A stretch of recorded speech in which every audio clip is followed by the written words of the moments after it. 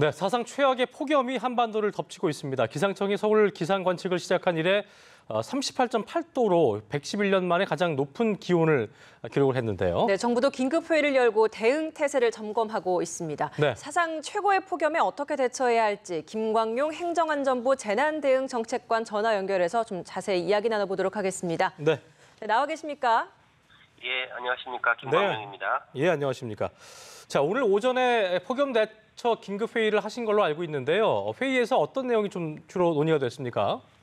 예, 오늘 그 17개 시도와 폭염에 대해서 회의를 진행을 했습니다. 먼저 자치단체에서 폭염과 관련해서 어떻게 추진을 하고 있는지를 점검을 했고요.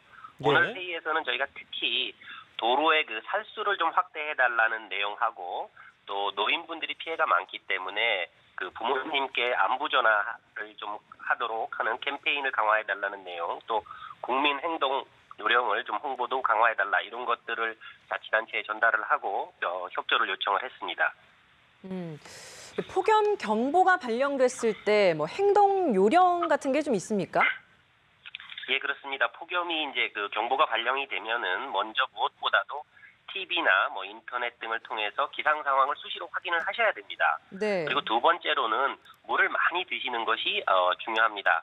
그런데 그 술이나 카페인이 들어간 음료 같은 것을 드시는 경우가 있는데 예. 이런 것들은 그 건강에 도움이 되지 않기 때문에 좀 삼가하셔야 되겠습니다. 예. 지금 이제 또 오후 2시부터 5시까지는 아주 더운 시간이기 때문에 야외 활동이나 작업 같은 것도 되도록이면 삼가하시는 것이 좋겠습니다. 네. 평소에 이제 냉방기기도 많이 사용하게 되시는데요. 그 실내외 온도차가 너무 크게 되면은 또 오히려 냉방병에 걸리실 수가 있습니다. 그래서 적정 실내 냉방 온도를 26도에서 28도 정도로 유지해 주시는 것이 좋겠습니다. 혹시 이제 또 현기증이나 두통 같은 그런 증상을 느끼실 수가 있는데 그럴 경우에는 이제 무더위 쉼터를 찾아서 시원한 장소에서 이렇게 대피를 하시는 또 필요하다고 보겠습니다. 네. 사실 이런 행동 수칙이 좀 있어도 그 잘 지켜지지 않는 게 문제인데요. 온열 질환자가 점점 늘고 있기도 하고 이 중에서 벌써 올해만 27명이 사망을 했거든요. 국가 차원에서 어떤 폭염 행동 요령에 대한 홍보가 좀 더 활발하게 이루어져야 될 것 같은데 준비하고 계신 게 있습니까? 예, 폭염 이제 특보가 발령되면 저희가 이제 방송국에다가 재난 방송을 요청을 합니다. 그러면 이제 방송 나갈 때 밑에 보면은 이제 폭염 특보라든지 행동 요령 같은 것들이 나가게 되고요. 예. 그 외에도 저희가 이제 방송을 통해서 국민 행동 요령 같은 것들을 광고를 하고 있습니다. 또 이제 폭염 이제 경보가 발령되면 재난 문자 같은 거 받으실 텐데요. 거기에도 이제 행동 요령이 포함되어 있습니다.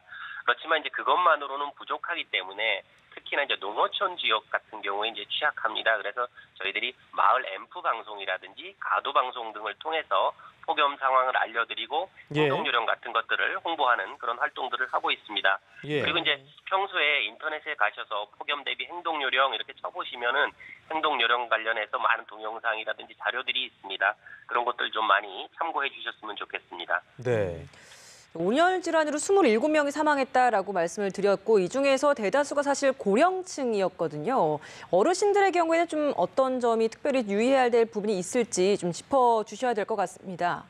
예, 저희가 이제 통계를 보니까 지금까지 이제 오늘까지 28분이 정확하게 사망을 하셨는데요. 네. 70세 이상 되시는 분들이 비율로 보니까 약 55% 정도 됩니다. 그러니까 그 노인분들이 주로 많이 사망하고 계시다 이렇게 판단이 됩니다. 어린이나 노인분들은 이제 저희가 재난 취약계층이다. 똑같은 어떤 폭염에 노출이 되더라도 피해가 더 크게 나타날 수가 있습니다. 그렇죠. 다른 행동 요령이 있는 것이 아니고 그 똑같은 국민 행동 요령을 숙지를 하셔야 되는데 그 노인분들은 더 취약하기 때문에 더 심각하게 더 사전에 대비해서 행동하셔야 되겠다 이렇게 말씀드리겠습니다. 특히나 그 농어촌에서 밭일을 많이 농산일을 많이 하시는 분들이 있습니다. 뜨거운 시간에 나가서 일을 하시는데 그런 분들은 좀 자제해 주십사 저희가 이제 읍면동을 통해서 또 마을 이장님들을 통해서 하고 있는데 그 야외 활동을 자제해 주시는 것이 무엇보다 필요하다고 생각이 듭니다. 예. 그리고 이제 그 말씀하신 것처럼 그 나이 드신 분들 같은 경우는 온열 질환 발생했을 때 행동 요령이 좀 쉽지 않잖아요. 그렇기 때문에 좀 노인분들이 많이 계신 그런 공공장소 같은 곳에 더위 쉼터라든가 이런 걸 좀 해놓으면 좋을 것 같다는 생각이 드는데 그런 거에 대한 대책은 없습니까? 지금 저희가 전국적으로 45,000개소 정도의 그 무더위 쉼터를 설치를 해서 운영을 하고 있습니다. 예. 주변에서 이제 보시면 무더위 쉼터 뭐 읍면 동사무소라든지 경로당이라든지 은행이라든지 이런 곳에 가시면 더위를 피하실 수가 있겠고요. 네네. 무더위 쉼터는 아닙니다만 건널목 같은 데 보시면 그늘막 같은 것도 설치를 해서 예. 좀 햇빛을 피할 수 있도록 저희들이 그런 것들도 전국에 약 4,000개소 정도 설치를 해서 운영을 하고 있습니다. 예. 옆에 있던 사람이 갑자기 이제 온열 질환에 걸려서 응급 조치가 필요할 때 예. 좀 당황할 수밖에 없을 것 같거든요. 이런 상황에서의 행동 요령은 좀 어떤 게 있을까요? 뭐 주변에서 폭염 예. 환자를 발견을 하신다면 무엇보다도 저는 119에 신고를 하십시오. 이거를 먼저 말씀드리겠습니다. 예. 네. 그리고 그분에 대해서 어떤 초기에 조치를 해주시는 것이 필요한데 먼저 의식이 있는지 없는지를 확인을 해주시고 예. 그 온열 질환자분을 시원한 곳으로 옮겨서 체온을 낮출 수 있는 조치를 해주시면 좋겠습니다. 그래서 네. 옷을 벗긴다든지 체온을 낮추기 위해서 어떤 뭐 생수병 같은 걸로 체온을 낮출 수 있게 해주신다든지 이런 조치를 해주시면 좋을 것 같습니다. 다만 의식이 없는 경우에 뭐 물을 드시게 한다든지 이런 것들은 위험할 수 있기 때문에 자제해 주셔야 되겠습니다. 일단 체온을 낮추는 게 중요하겠군요. 그렇습니다. 자, 오늘 이낙연 총리가 폭염이 심한 낮 시간대에 공공발주 건설 공사를 일시 중단하라고 긴급 지시를 했는데요. 행안부에서는 어떤 지침을 좀 마련하고 계신지요? 예, 오늘 총리께서 그 공공발주 공사 그리고 똑같은 것을 민간 부분 작업장에도 권고해달라 이런 것들을 말씀을 하셨고 농어민 등에 대해서도 어떤 그 낮 시간대 작업을 할지 말도록 하는 것을 적극 안내해달라 이런 지시를 하셨습니다. 예. 저희 행정안전부는 자치단체를 주로 담당하고 있기 때문에 지금 이 같은 내용들을 자치단체에다가 전파를 하고 있습니다. 1차적으로 공문으로 전파를 했고요. 또 지금 개별 재난실장이라든지 뭐 부시사 이런 분들께 직접적으로 이제 전화를 해서 이 총리님의 지시가 현장에서 이루어질 수 있도록 저희들이 자치단체에 전파하고 하는 작업들을 하고 있습니다.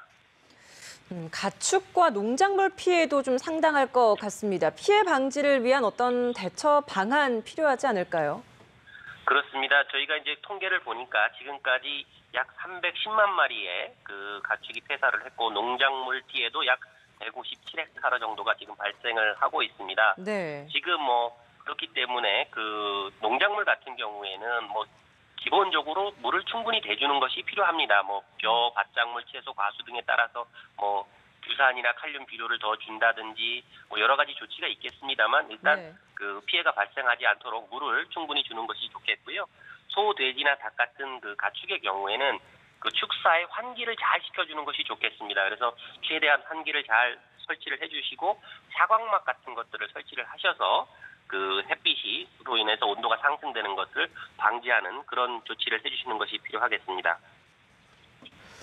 자, 최근에 보니까 폭염 추가 대책 회의에서 행안부가 폭염을 재난 어떤 그 특별 재난에 포함한 내용으로 재난안전법을 개정하겠다고 했는데 어떤 방향으로 가닥을 좀 잡고 계십니까? 그렇습니다. 지금까지 정부는 폭염을 재난에 준해서 대처를 해왔습니다.